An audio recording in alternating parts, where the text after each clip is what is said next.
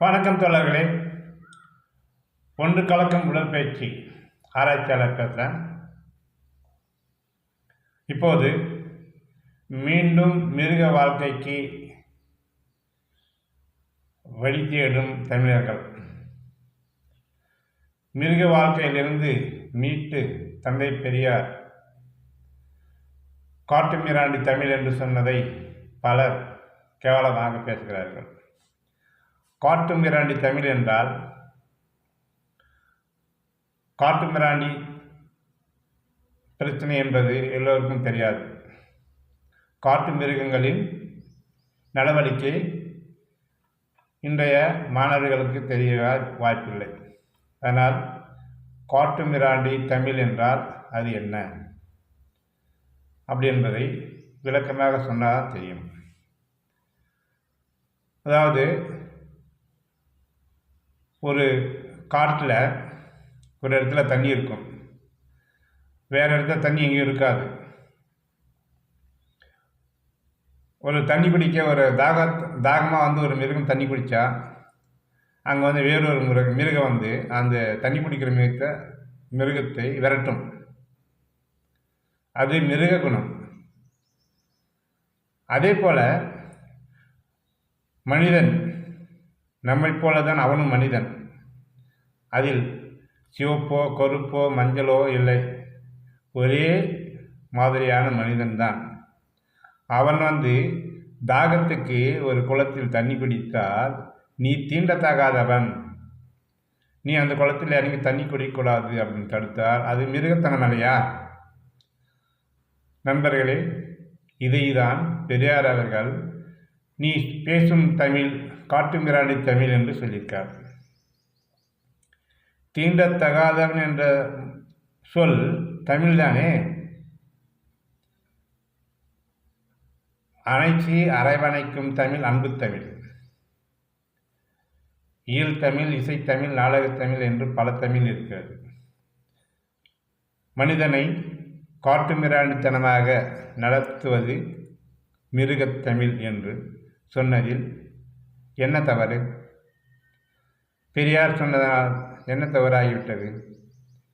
நாடக தமிழை வந்து பல பிரிவுகள் பிரித்து பேசலாம். இழிவாக பேசுவது இழிவு பேசும் மனிதன் என்று சொல்லலாம். நீ காட்டு மிராண்டி தமிழை பேசுகிறாய் என்றால் காட்டு மிராண்டி தமிழ் என்று தான் பேச முடியும், சொல்ல முடியும். அதை எடுத்துக்கொண்டு சிலர் அரசியல் செய்கிறார்கள். நேர்மைக்கு, மனிதாபிமானத்திற்கு எதிராக யார் பேசினாலும் அது பொய்த்த பின் தன்னெஞ்சே தன்னை சுடும் என்று சொல்லிய தமிழ் திருக்குறளை நாம் யோசித்து பார்க்க வேண்டும். மீண்டும் மீண்டும் மிருக வாழ்க்கைக்கு இட்டு செல்லும் செயலை நாம் செய்யக்கூடாது என்று இதன் மூலம் நான் கேட்டுக்கொள்கிறேன். என்னுடைய சேனலுக்கு சப்ஸ்கிரைப் செய்து ஆதரவு தாருங்கள். வாங்க வீடியோக்குள்ள போகலாம். மீண்டும் மிருக வாழ்க்கைக்கு இட்டு செல்லும் செயலை சுட்டி காட்டுவதற்காக தான் இந்த பதிவை நான் போடுகிறேன். அயோத்தி பண்டிதராசர், ரெட்டமலை சீனிவாசன் அவர்கள் ஜாதி வேற்றுமையை கலைந்து மிருகத்தன்மையை கலைந்து மனிதனாக வாழ்வதற்கு பல்வேறு முயற்சிகள் செய்திருக்கிறார்கள். பசும்பொன் முத்துராமலிங்க தேவர் அவர்கள் அனைவரும் ஒற்றுமையாக வாழ்வதற்கு வழி செய்ய சொல்லியிருக்கிறார். ஏன் விவேகானந்தர் கூட ஜாதி வேற்றுமை இருக்கக்கூடாது இந்தியாவில், அப்போதான் முன்னேற முடியும் என்று விவேகானந்தரும் சொல்லியிருக்கிறார். அதே விவேகானந்தர் பிறந்த அந்த இனத்தில் பலர் மிருகத்தனமான செயல்களை செய்வதை தான் தந்தை பெரியார் அவர்கள் தமிழ் பேசும் மிருகத்தனமான பேச்சை தான் காட்டு மிராண்டி தமிழ் என்று சொல்லியிருக்கிறார். ஆனால் பெரியார் என்ன காட்டு மிராண்டி தமிழ் என்று சொல்லிவிட்டார். அவரை எப்படி ஏற்றுக்கலாம் அப்படின்னு சொல்லி சிலர் கிளம்பியிருக்கிறாங்க. அதனால் இந்த பதிவை நான் சொல்கிறேன். வைகுந்தர் சொன்னார், கண்ணாடியை பார்த்த உன்னை நீயே கும்பிட்டுக்கோ அப்படின்னு சொன்னேன். அப்படி எல்லாம் ஏற்றுக்கிட்டு கண்ணாடி பார்த்துட்டு கும்பிட்டு போகிறாங்களா? இல்லையே. அதே போல் வள்ளலார் சொன்னார், ஜோதியே கடவுள், கடவுளுக்கு உருவம் கிடையாது அப்படின்னு சொன்னார். அதை ஏற்றுக்கினாங்களா? வள்ளலார் சாப்பிட அணையாத விளக்கில் சாப்பிட்றாங்க. மீண்டும் அங்கங்கே ஜாதி கலவரம், ஜாதி பிரச்சனை சொல்லாமல் இருக்காங்களா? ஜாதியை பிரித்து பேசும் மனிதன் மிருகன் என்றுதான் நான் சொல்வேன். மிருகத்துக்கும் இந்த ஜாதியை வேற்றுமையை பேசும் மனிதருக்கும் கொஞ்சம் கூட மாற்றமில்லை. எனவேதான் காட்டுமிராண்டி தமிழை நாம் ஏற்காமல் அன்பு தமிழை, அரவணைக்கும் தமிழை பேசுவோம். திருமூலர் சொன்னார், உடம்பே கோயில் உயிரே தெய்வம் என்று. முருகர் சொல்லியிருக்கார், 6 ஆதார சக்கரங்களை நாம் ஆராய்ந்து வாழ்ந்தால் ஆரோக்கியமாக வாழ வேண்டும் என்று முருக கடவுள்கிட்ட இருப்பதை நான் தெளிவுபடுத்தி வருகின்றேன். ஆரோக்கிய வாழ்வுக்கு அறிவு தமிழன் சொன்ன அனைத்தையும் மடைமாற்றிவிட்டு இன்றைக்கு குரங்கு தமிழை பூச்சி கொண்டிருக்கிறார்கள். குரங்கு தான் ஒரு ஊரில் மற்றொரு ஊர்லேருந்து வர்ற குரங்கை சண்டை போட்டு தடுத்து நிறுத்தும். மனிதன் அந்த குரங்கு எங்கே வாழ்ந்துக்குது என்று அடிப்பதில்லை, துன்புறுத்துவதில்லை.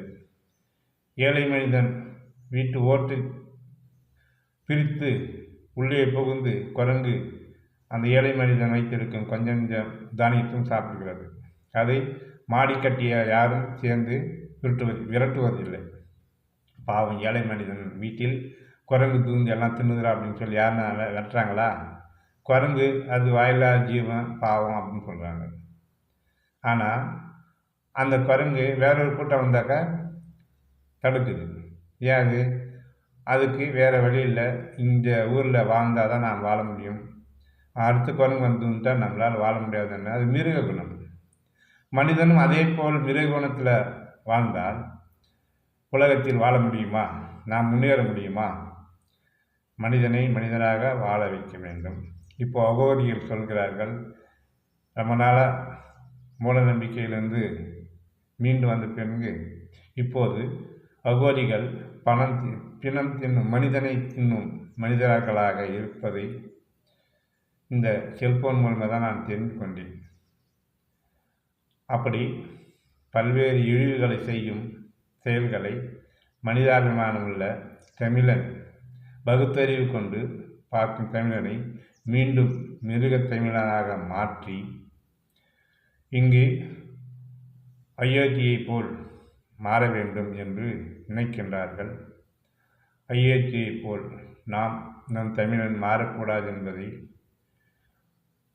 தமிழனைப் போல், பகுத்தறிவு தமிழனைப் போல் அயோத்தி தமிழனும் மாற்ற வேண்டும் என்பதுதான் என்னுடைய வேண்டுகோள். தமிழறிவை வட இந்தியாவுக்கு கொண்டு செல்ல வேண்டும் என்பதுதான் என்னுடைய விருப்பம். வட இந்தியாவிலும் தீண்டத்தகாதவர்கள் இன்னமும் தீண்டத்தகாமல் இருக்கிறார்கள். அவர்களை நாம் மீட்டெடுக்க வேண்டும்.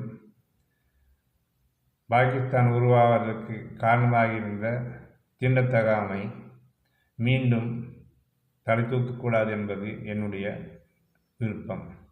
என்னுடைய பதிவை பார்த்தமைக்கு நன்றி, வணக்கம்.